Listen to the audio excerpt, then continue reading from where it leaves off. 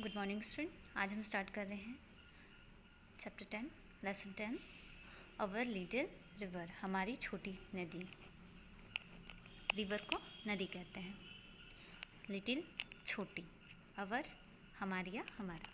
ठीक, तो आज हम स्टार्ट करें chapter. Our little river twists and turns, it's just knee deep when summer burns. How easy is it then to cross?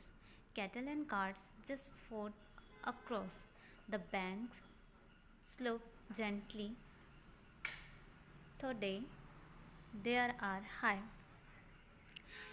and in the summer always dry. जो हमारी छोटी नदी है वो मुड़ती है और दिशा, अलग अलग दिशा भी बदलती है। जो नदी रहती है वो एक ही सीध पे तो नहीं बहती है, आप देखे होंगे कि वो दिशा बदलती है। यह बस हमारे घुटने तक गहरी है, हमारी नी तक डीप है। मतलब हम जब पानी में उतरते हैं तो ये हमारे घुटने तक आती है। जब गर्मी पड़ती है तो ये घुटने तक आती है, लेकिन जब बारिश होती है तो इसका जो गहराई है वो थोड़ी ज़्यादा हो जाती है। ये कितना आसान होता है इसे पार करना। गर्मियों के समय में बहुत आसान होता है इसे पार करना। जो एनिमल्स हैं, मतलब जो पशु हैं और जो गाड़ियाँ हैं, यहाँ के उथले हुए भाग में फोर्ड अक्रॉस में, अगर यहाँ पर पानी कम रहता है तो इसे क्रॉस हो जाती है। नदी की जो ढलान है वो धीरे धीरे है, शनय शनय, यद्यपि वे थोड़े ऊंचे हैं। धीरे धीरे कहीं कहीं वो ऊंचे हो जाते हैं और कहीं पर बहुत ढलान कम है। गर्मी में हमेशा सूख जाती है, मीन्स ड्राई हो जाती है। No dirt, no mud, it all so clean, the sand glints with a golden gleam, and to one side there stands a bed of cash, with white flower overspread. Flocks of mans gather there, and with their chatter fill the air. While deep at night the jackals prowls, piercing the silence with their howls. ना तो नदी गंदी है, ना तो गंदा है, ना ही कीचड़ है। यह पूरी तरह से स्वच्छ है, मीन्स साफ है। रेत में जब सूर्य की किरण पड़ती है तो ये सुनहरी चमकने लग जाती है, जैसे वहाँ पर सोना चमक रहा हो। और एक तरफ बिछौना पड़ा है। बिछौना मतलब हरी रंग की जो घास है वो बिछौने के समान है।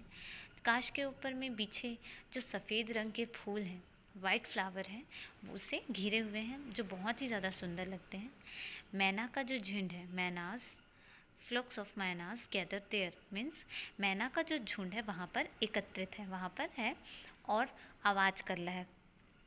जो उनका जो चैटर है, जो चिड़िया आवाज़ करती ना, चैटर, तो उनका जो करलव है, आवाज़ें हैं, चैटर है, उससे पूरा जो एटमॉस्फेयर है वो भरा हुआ है। जबकि जो गहरी रात में, जब रात में यहाँ पर हॉल आता है, जो सियार आते हैं वो धीरे धीरे चलते हैं और जब वो चिल्लाते हैं तो यहाँ की जो शांति है, यहाँ का जो पीस है, उसे क्या कर देते हैं, ख़त्म कर देते हैं, है ना। Groves of palm and mango trees upon the other bank one sees, nestling beneath their leafy shade, the village houses and stand arrayed. Along the bank of children's play, splash each other, duck and spray, or sometimes having and their bath, catch a small fish in bits of cloth. The village women by the spot, the scrub with sand their pans and pots. They wash their clothes and have their bath, then back they take the homeward path. तो हम पहले cloth तक का देख लेते हैं। यहाँ cloth तक का पहले हम समझ लेते हैं, ठीक है। तो जो ग्रोव्स ऑफ पाम और मैंगो के जो ट्री हैं, ताड़ और जो आम के वृक्ष हैं, उसके झुंड के नीचे दूसरा किनारा वह दिखता है। यहाँ पाम और जो मैंगो का ट्री है उसके किनारे में ही, जो नदी का किनारा है उसी के पास में ही ताड़ और आम के वृक्ष हैं। पत्तेदार और छायादार, मीन्स जो उसकी लीफी शेड है, उसके नीचे आराम करते हुए आप देख सकते हैं।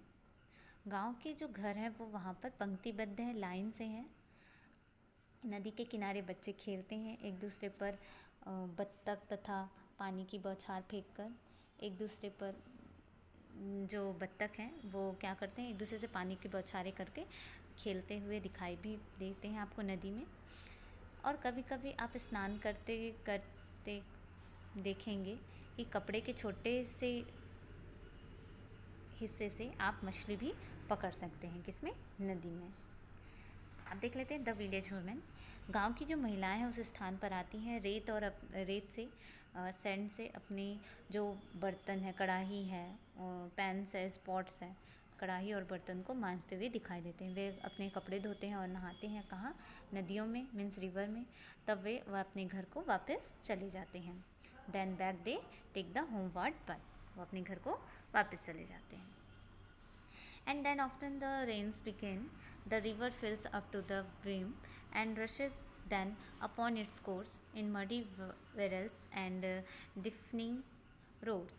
Upon the bank among the woods, a call rings out in joyful mood, and all the village wakes again to mark the festival of rain.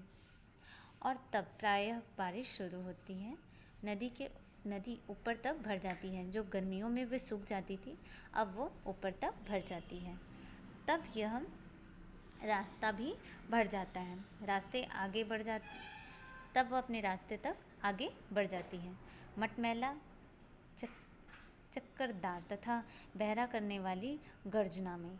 जब आप नदी को बहते देखेंगे तो कैसे ज़ोर से उसकी जो लहर होती आती है, तो वो बहुत तेज़ बहती है। नदी के किनारे जंगल के बीच खुशनुमा भाव से एक आवाज़ गूंजती है।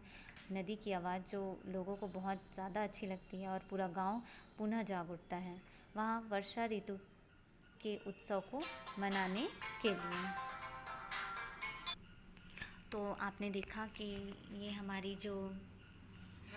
चैप्टर है 10 आवर लिटिल रिवर, हमारी छोटी नदी वो कैसी है और उसकी आवाज़ से लोग जाग जाते हैं। लास्ट में वर्षा ऋतु के उत्सव को मनाने के लिए यहाँ पुनः पूरा गांव जाग उठता है। ये चैप्टर यहीं पर फिनिश है और इसकी वर्ड मीनिंग आप लर्न कर लेंगे। Okay, thank you student, have a nice day.